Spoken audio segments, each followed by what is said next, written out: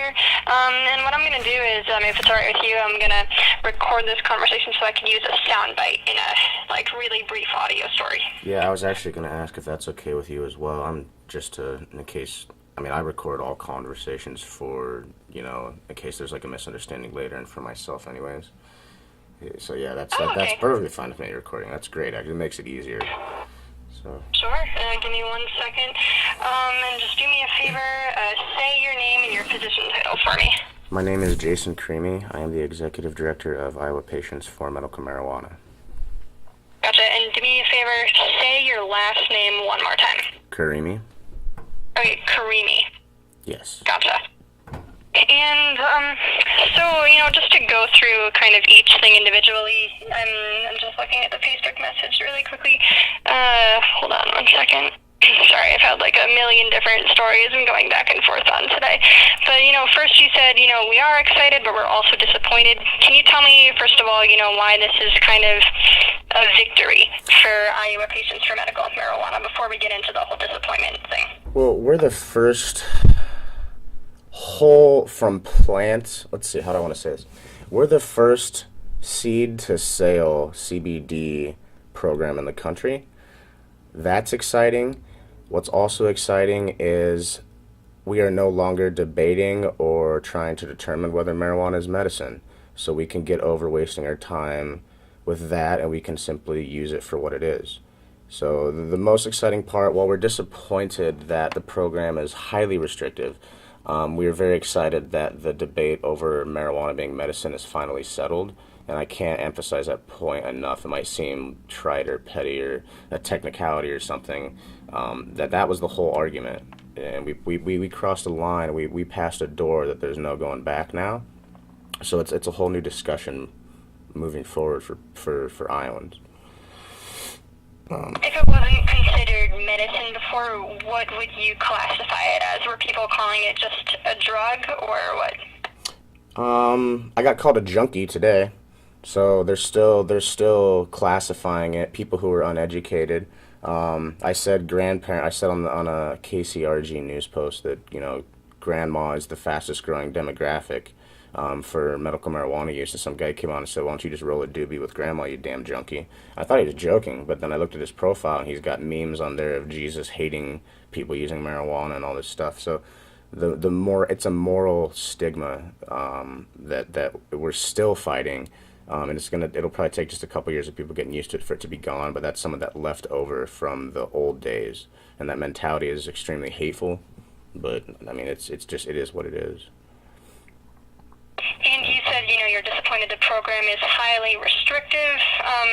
I will admit, because I have only been here for 4 months and I came in, long after this passed, I first thought that this was for everyone, but it only covers, a little bit, a few different things. I mean, can you just talk about, from your viewpoint, these restrictions? The 3% THC, for instance, we were never told why these restrictions happened. It was almost a year after the program. Well, I don't want to give a time frame on that. When the program passed, they put these restrictions on for concerns of safety, and they're so. I mean, it's such a restrictive program that nobody else in the country calls it a medical marijuana program. If you look at every national marijuana organization's maps for, this state has legal, this state has medical, Iowa's not even considered a medical state. So,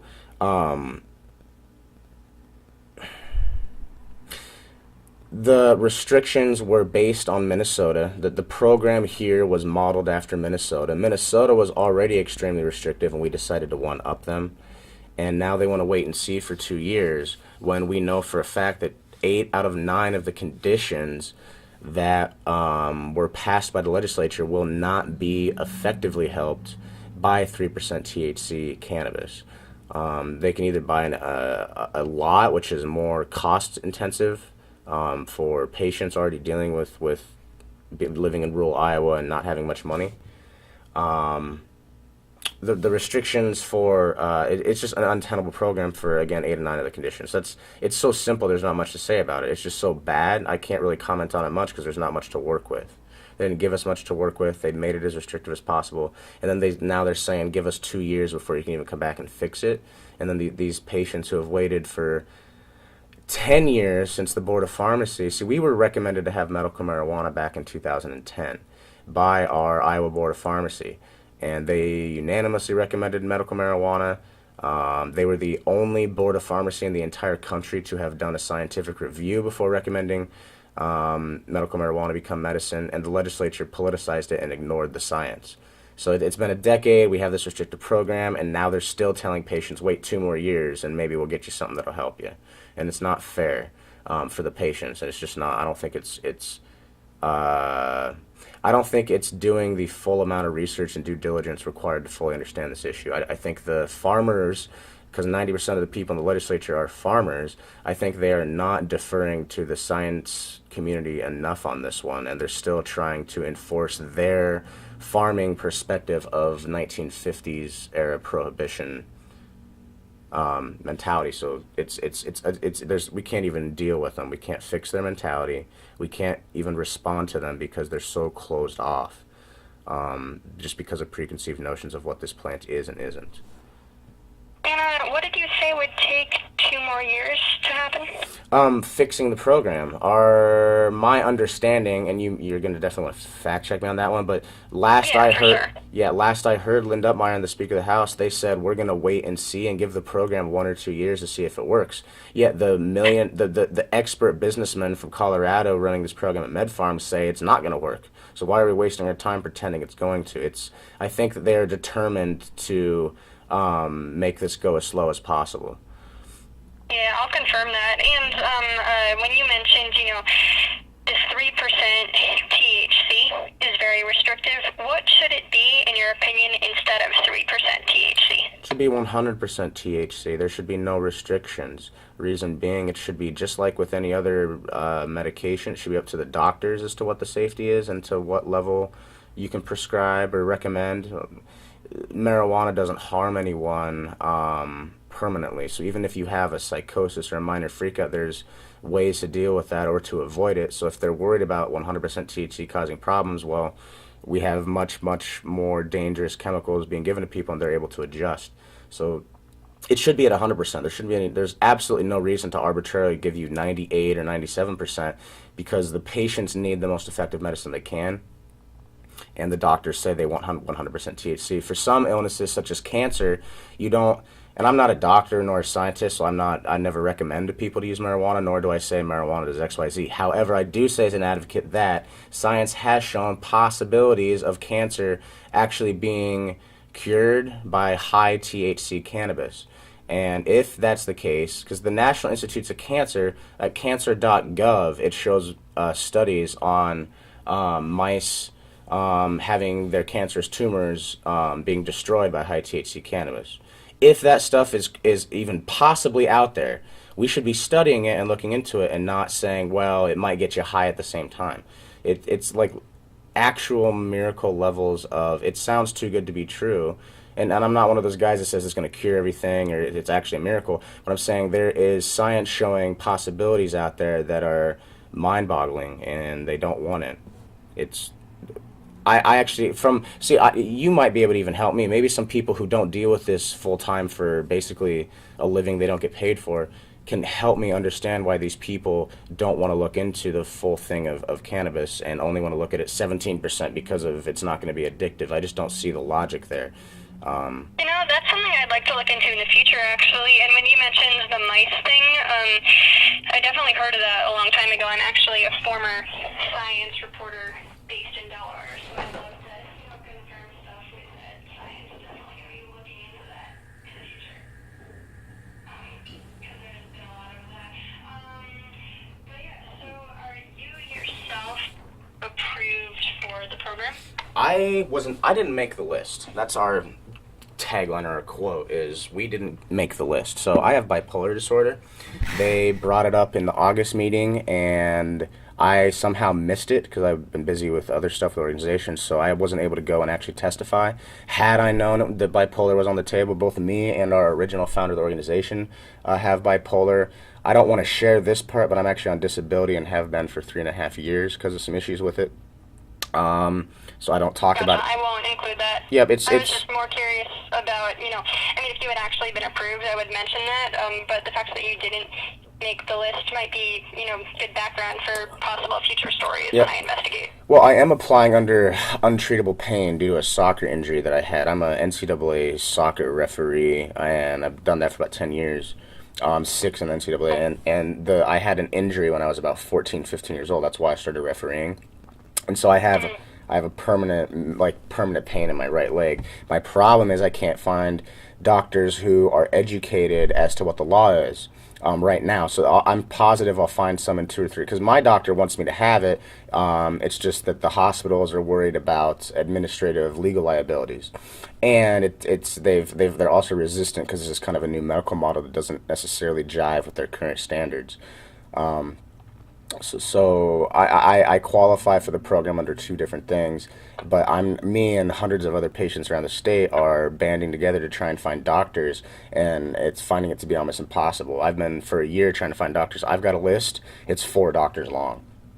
So the program hasn't started. So we're hoping after day after tomorrow that list will just start skyrocketing. But it's very I mean, it's not very worrisome, but it's troubling that the doctors are being allowed to not understand what's going on for so long. Like the plan, from what I understand, the Assistant Attorney General for the state of Iowa said at the August 5th meeting that they are going to be giving a handout for doctors. Doctors are worried that they're going to be responsible for single-handedly determining, based on the science, whether this is good for their patients or not, and that's a lot of work. And that's like something an entire medical, so the state said that's not your job. We're going to do that work for you. We'll give you the science, and then you can give that to the patients. That way you're not obligated or held liable to some standard of practice.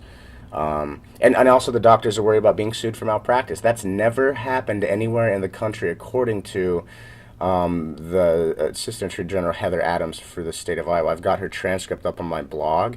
And I can give you the blog address. She says right on there, nowhere in the country has any doctor ever been sued for their medical marijuana being included in their practice. Now, that doesn't mean it could not happen. It's still a small possibility, but she said it's not heard of as of yet.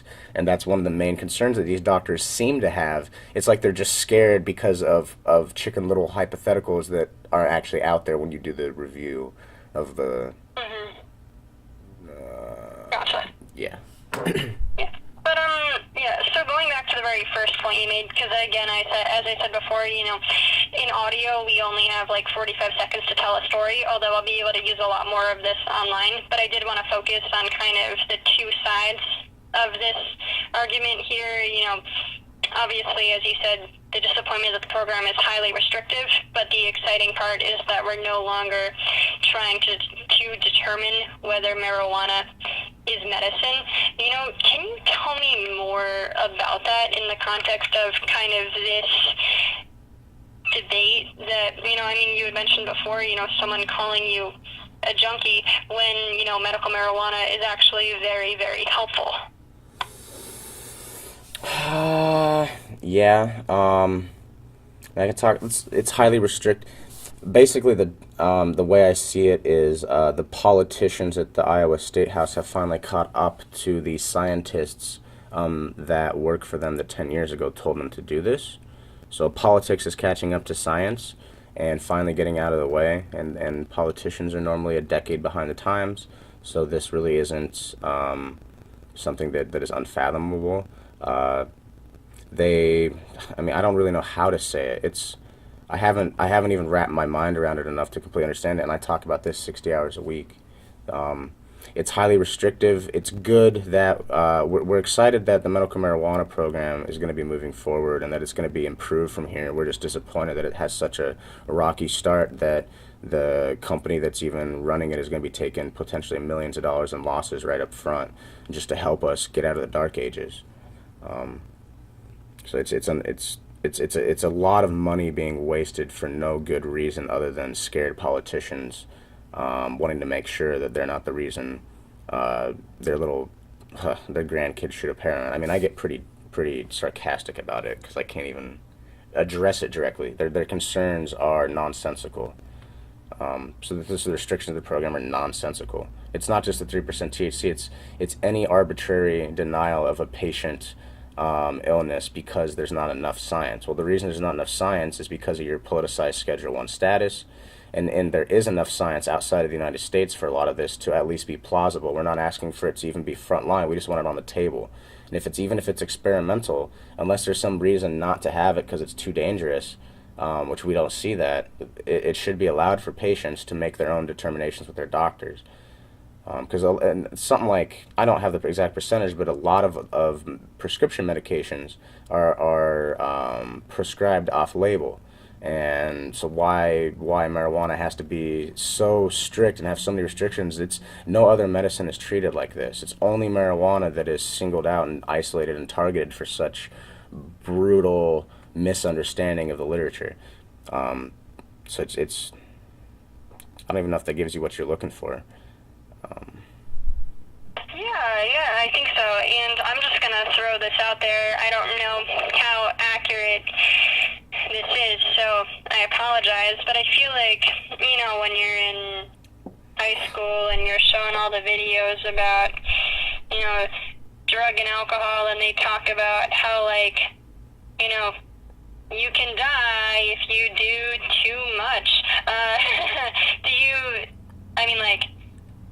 Do you think that the same is true for marijuana? Or, I don't really know what I'm asking here. I guess I'm just pointing out, videos and different PSAs tend to characterize marijuana, alcohol, and a whole bunch of other things as, Sure. too much is a bad thing. So I think that, with a program like this, wouldn't you want to make sure that, the wrong people or people who might abuse this aren't, it's not readily available to them? Yeah, so with marijuana, there's something called the LD50, which all drugs have an LD50 classification. It's the level of which there is a toxicity that something will kill you. With marijuana, it's something like 15,000 joints have to be smoked within an hour in order for you to reach a toxicity level. So there's never been an overdose of marijuana that killed someone, per se. At worst, when you overdose, quote-unquote, on marijuana, you're going to fall asleep for about 5 to 10 hours and wake up really refreshed. Marijuana is not for everyone. Some people, it's bad for them. For some people, they, like bipolar, it turns out there's a sweet spot where at a certain level of high, it's beneficial, and after that, it can actually make it worse and lead you into a psychosis or having more anxiety. So with marijuana, it's individual to each person, and the problem is the same dose everybody does not react to the same. So you have to adjust to it for yourself personally. When it comes to the dangers of it, the safety issues, turns out if smoking it is one of the concerns. We don't smoke any of our other medications. It must be bad for your lungs. So it turns out the big studies on smoking show that it does not cause lung cancer. It's not been proven. If anything, it has a protective effect, which is kind of crazy. You'd think smoking would make your lungs worse. It can actually make them healthier. Because of the medical properties of cannabis and the healing, curative effects, and all this crazy stuff of how it actually empties your lungs of phlegm and mucus. And mucus and inflammation is one of the main causes and markers of being susceptible to illnesses. So, people. Well, I should mention, it looks like they're going to sell, capsules and creams and drops under the tongue. I didn't see anything about, smoking. Right, and they're trying to maybe add vaporization. The reason we are adamantly opposed to restricting smoking is gastroparesis. One of our original patients that we worked with, or one of the original guys from the Board of Pharmacy hearings, he had gastroparesis, and he would be puking for 12 hours. He doesn't have time for an edible to go through his body. So he would have to take a toke while having these dry heaves that he literally physically cannot control. Just 12 straight hours of dry heaves. Imagine like a six-pack workout non-stop. So his muscles are just always sore. He's miserable in pain. Only smoking is medicine for someone like that. That's the only way that it can help them immediately. Then once the smoking gets into their system, then they can maybe get an edible down or something like that. But if they wake up first thing in the morning, there's no way to get the medicine into them without either injecting it with a needle or smoking. So the pills and stuff are nice, but you can do a suppository, but when you're dry heaving and all that stuff, I don't think it's going to stay up there very easy.